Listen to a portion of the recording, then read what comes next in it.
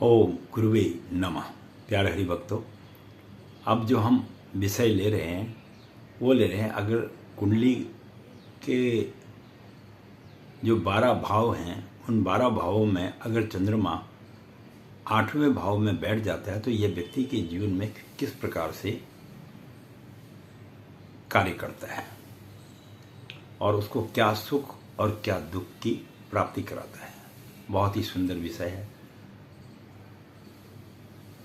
मैं पहले आपको थोड़ा सा ज्योतिष संबंधी सूत्र के विषय में भी ज्ञान करा देता हूं।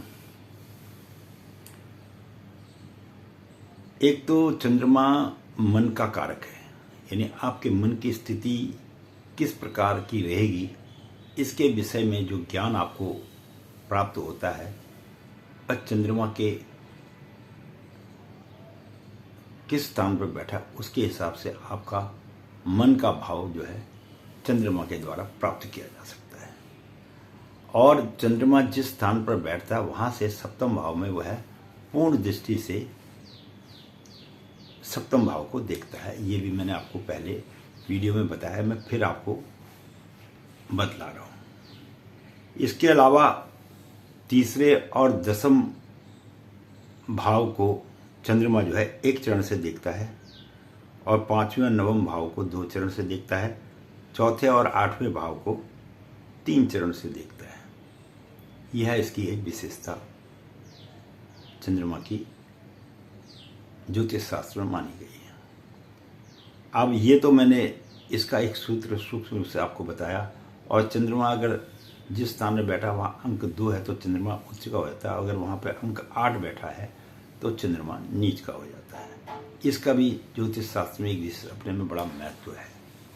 बाकी अन्य चीज़ों का महत्व तो होता ही है, पर ये मेन जो इसमें खास करके है, इस विषय का ध्यान रखना चाहिए।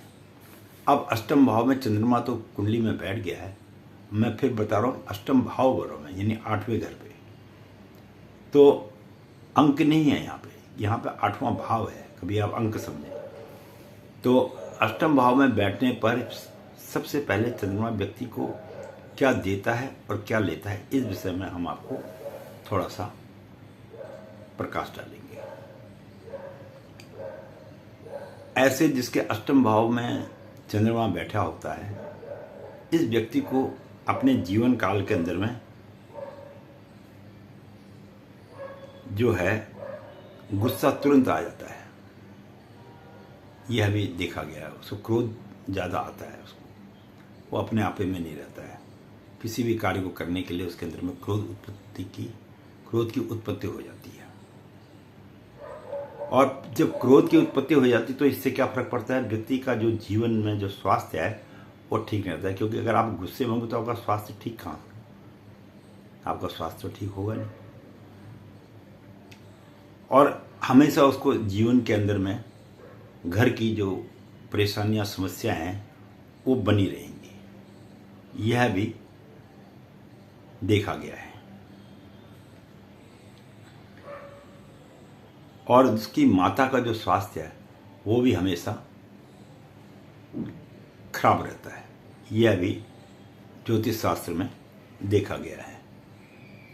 तो इस प्रकार से ये ज्योतिष शास्त्र के अंदर में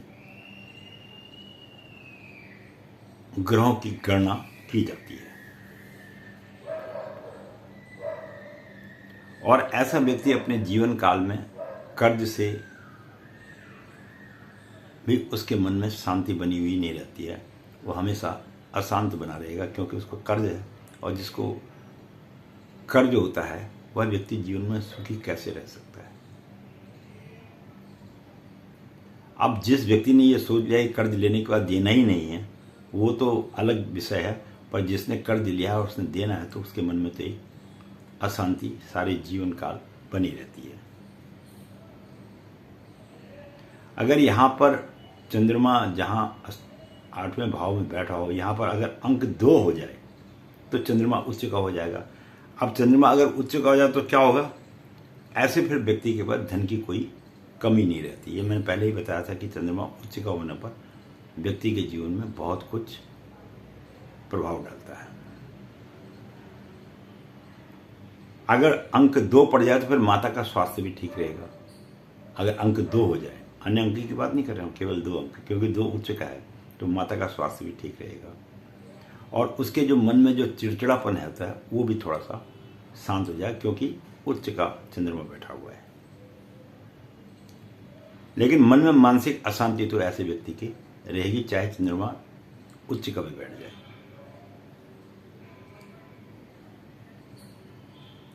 और माता का सुख भी ऐसे व्यक्ति को मिलता है। पर यहां पर चंद्र जो 7वें दृष्टि से द्वितीय भाव को जब देखता है तो दोस्त उसको क्या मिलते हैं? धोखा देने वाले मिलते हैं। उसके जो मित्र हैं उसको, दोस्त का मतलब मित्र भी हो गया, दोस्त का मतलब साथी भी हो गया, सहपाठी भी हो गया, तो उससे उसको जीवन में धोखा मिलेगा। उन पर उनको ज़्यादा विश्वास नहीं करना चाहिए।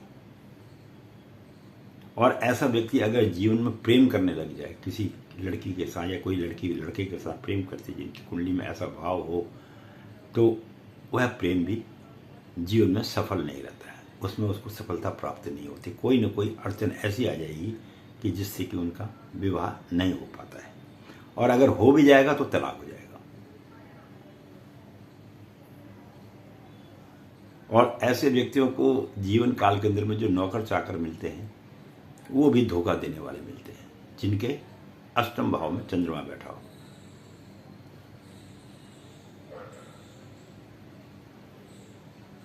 और ऐसे व्यक्तियों को अपने जीवन काल में अपनी संपत्ति बनाने के लिए बहुत ज़्यादा मेहनत और कष्ट उठाने पड़ते हैं, तब जाके उनके पास में संपत्ति अर्जित होती है।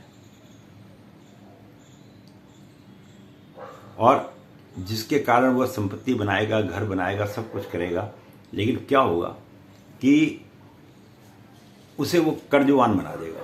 मतलब वो चाहता नहीं कि मैं जीवन में कर्जा लूँ, तो संपत्ति जोड़ने के कारण उसको जीवन में आनंद तो आएगा, बाद में आएगा, लेकिन पहले जायदाद बनाने में उसको जो कर्ज होगा वो उसके मस्तिष्क में एक अशांति पैदा कर देगा। ऐसा ज्योतिष शास्त्र में देखा गया है। ये अकेले चंद्रमा का अष्टम भाव में बैठने का फल है।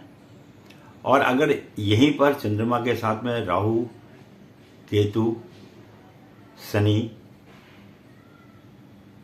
इत्यादि ग्रह बैठ जाते हैं तो फिर उस व्यक्ति की जो कुंडली है उसमें पितृदोष का निर्माण हो जाता है।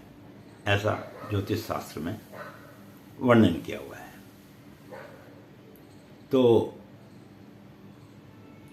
कहने का तात्पर्य मेरा यह है कि और अगर अंक 8 अष्टम भाव में अंक 8 भी बैठ जाए तो फिर व्यक्ति के जीवन में बहुत उतार चढ़ाव देखे जाते हैं।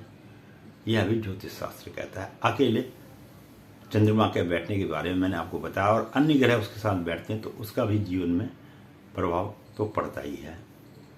वह फिर एक अलग विषय बन जाता है जिसका मैंने आपके सामने वर्णन किया है। आशा करता हूँ कि आप लोगों को कुछ थोड़ा बहुत ज्ञान की प्राप्ति तो हो ही रही है। तो ये सब गणनाएं ज्योतिष की है और ज्योतिष सूत्रों के आधार पर चलता है। ये मणि ग्रंथ कहानियों के आधार पर ज्योतिष नहीं चलता है। ये कुछ भी बोल दो ऐसा ज्योतिष नहीं है। ज्योतिष का अपना एक सूत्र है, अपना एक नियम है और अपना में एक विशाल विषय है। तो मैं पंडित गिरीश तिवारी अपनी वाणी को यहीं पर विश्राम दूंगा और आशा करता हूं कि आप लोगों का सहयोग इसी प्रकार मिलते रहेगा। और अगर किसी व्यक्ति को, मैं नहीं कहता हूं उसे दिखाओ करके, अगर किसी व्यक्ति को जीवन में बहुत ज़्यादा समस्याओं का सामना करना पड़ रहा है तो वह, मैं फ़ोन नंबर तो इसमें देता ही हूँ, उसके आधार पर भी वह मुझसे संपर्क कर सकता है। ये उसके ऊपर मर्जी है कि वो करना चाहे या ना करना चाहे। अगर जिसके जीवन में अत्यधिक परेशानी आ रही है तो फिर वह फ़ोन द्वारा मेरे से बात कर सकता है, क्योंकि एक ब्राह्मण का फर्ज यही है कि अगर तुम्हारे से किसी के कष्टों का निवारण हो सके तो कर देना चाहिए। यही मनुष्य का सबसे बड़ा धर्म है। इसके साथ ही पंडित गिरीश तिवारी अपनी वाणी को यहीं पर विश्राम देंगे और अगला वीडियो हम आपको चंद्रमा के नवम भाव में बैठने के बारे में एक वीडियो देंगे। उसमें आप जिसके नवम भाव में चंद्रमा बैठा है उस विषय में जानकारी ले सकते हैं। वीडियो देखने के लिए बहुत बहुत धन्यवाद।